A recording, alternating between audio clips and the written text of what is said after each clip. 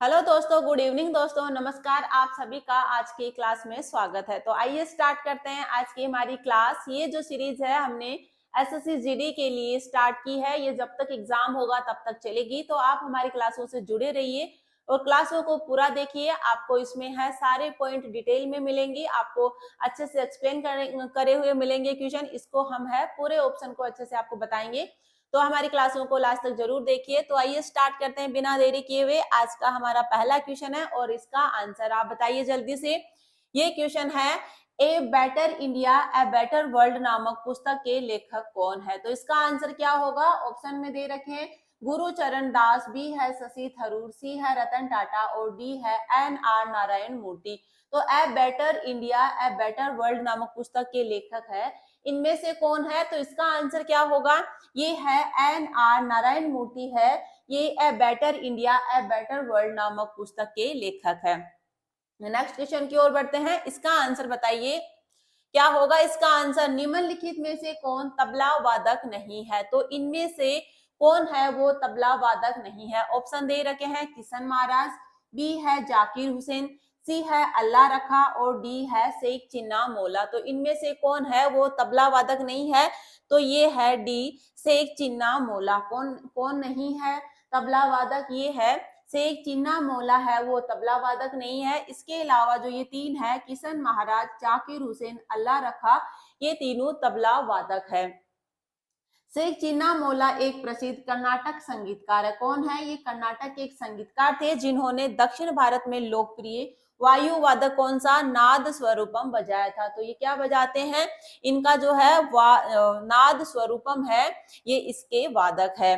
किशन महाराज है वो कौन से घराना से ताल्लुक रखते हैं? ये बनारस घराना, घराने से भी क्वेश्चन बनते हैं। तो बनारस घराने से कौन ताल्लुक रखते हैं? ये किशन महाराज है वह बनारस घराने से ताल्लुक रखते हैं। ये पॉइंट भी आपको याद रखना है।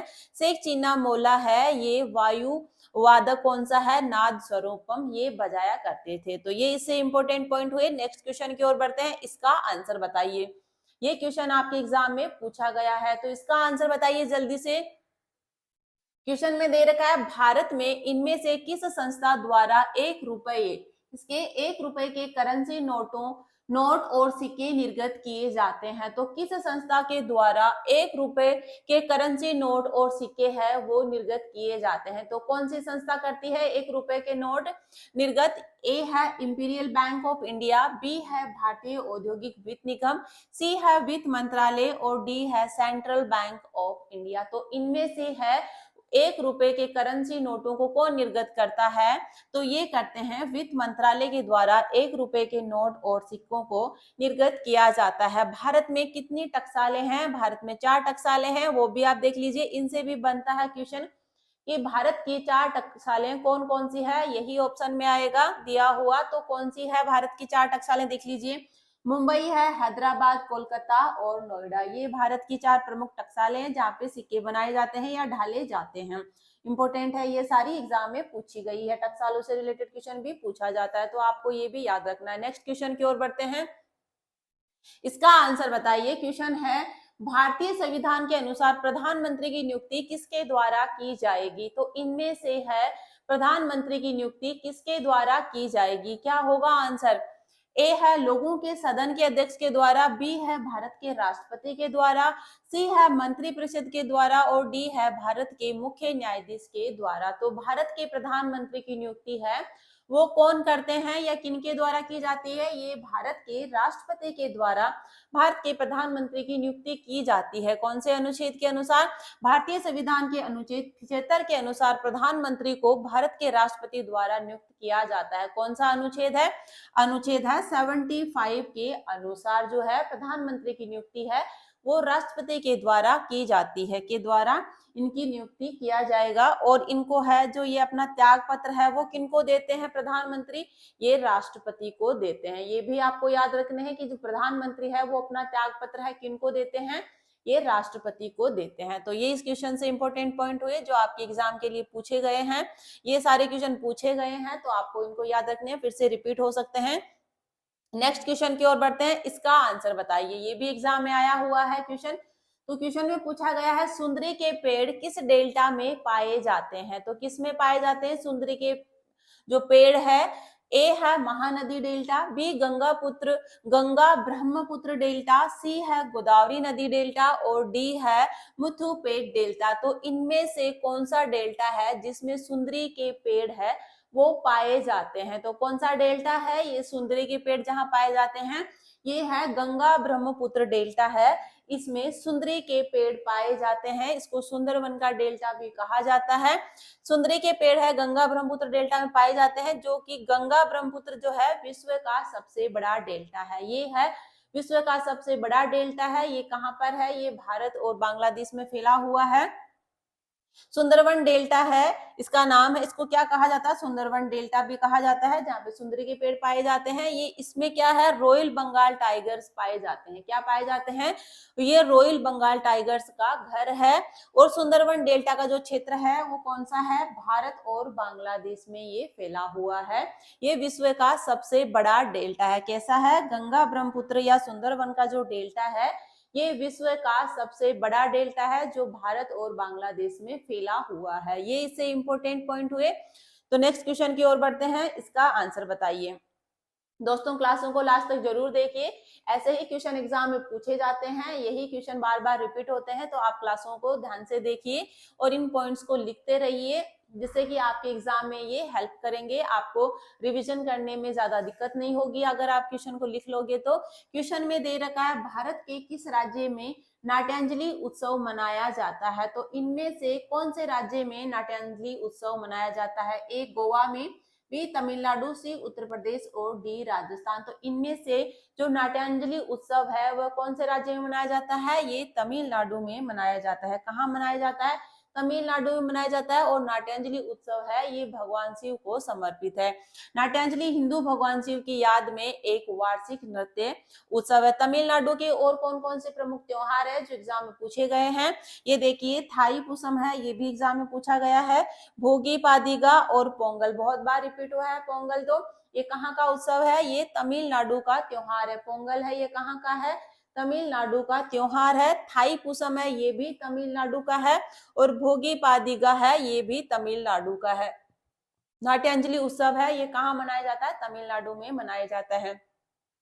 तो ये जो तीनों है तमिलनाडु के इंपॉर्टेंट त्योहार है, वेरी वेरी इंपॉर्टेंट है। एग्जाम में ये बहुत बार पूछे गए हैं, तो आपको ये किसी न किसी शिफ्ट में जरूर देखने को मिलेगा।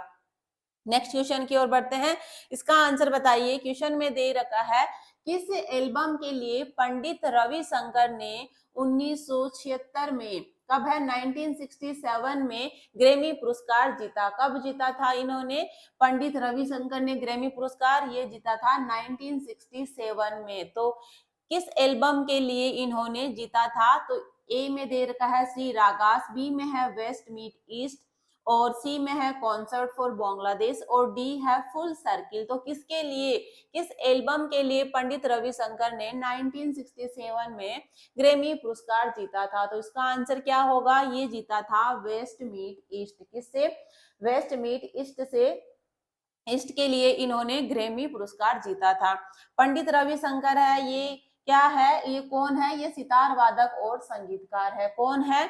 ये एक सितार वादक है। पंडित रविशंकर क्या है? सितार वादक है और एक संगीतकार है। इनको है भारत रत्न भी मिला हुआ है। कब मिला था इनको? 1999 में, 1999 में भारत रत्न से सम्मानित किया गया था। तो ये इससे इंपॉर्टेंट पॉइंट हुए। और इसके अलावा इनकी जो आत्मकथा है ये कौन सी है? My life my music. कौन सी है इनकी आत्मकथा? माई लाइफ माई म्यूजिक है। ये पंडित रविशंकर जी की आत्मकथा है। तो ये इनसे इंपॉर्टेंट पॉइंट हुए।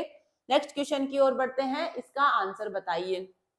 क्वेश्चन में दे रखा है संविधान के किस भाग के तहत नगर पालिकाओं का प्रावधान किया गया है? तो कौन से भाग में नगर पालिकाओं से संबंधित है? कौन से भाग में है जिसमें नगर पालिकाओं का उल्लेख है या जो नगर पालिकाओं को प्रावधान से संबंधित है? कौन सा भाग है संविधान का?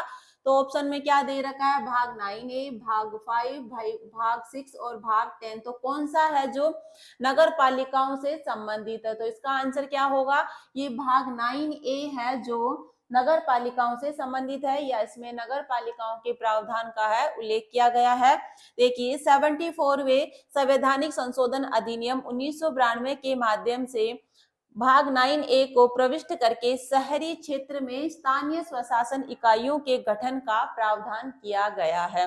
तो ये इंपॉर्टेंट पॉइंट हुआ। इससे पूछे जाते हैं भाग से रिलेटेड कि कौन से भाग में किसका उल्लेख किया गया है। तो आप सारे भाग देख लीजिए संविधान के।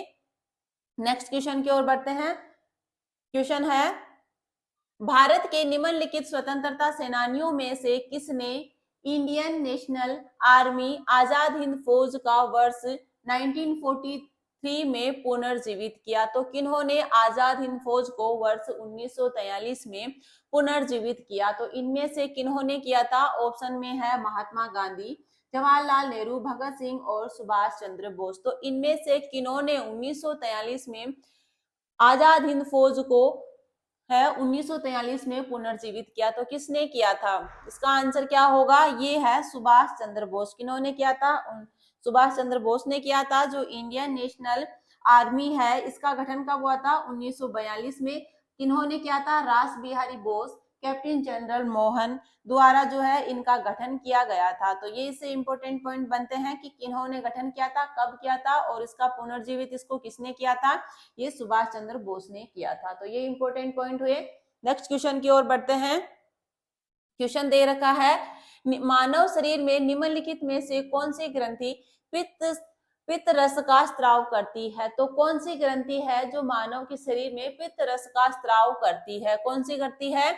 ए है अग्नाशय, बी यकृत, सी पिट्यूटरी और डी पीनियल। तो इनमें से कौन सी ग्रंथि है जो पित्त रस का स्राव करती है? तो कौन सी करती है? ये करती है यकृत। कौन सी करती है? यकृत जो है पित्त रस का स्राव करती है। पित्त रस यकृत द्वारा स्रावित होता है और पित्ताशय में ये जमा होता है। कहाँ जमा होता है? ये पित्ताशय में जमा होता है। तो दोस्तों ये आज की हमारी क्लास थी। आपको क्लास कैसी लगी? आपने कितने क्वेश्चन सही किए वो भी आप कमेंट करके बताइए। क्लास को लास्ट तक देखने के लिए थैंक यू। हमारे चैनल से जुड़िए। अगर आपको क्लास पसंद आती है तो इसको लाइक भी कीजिए। अगर आपने चैनल को अभी तक सब्सक्राइब नहीं किया है तो इसको सब्सक्राइब भी कीजिए और अपने दोस्तों में क्लास को शेयर भी कीजिए। थैंक यू क्लास को लास्ट तक देखने के लिए।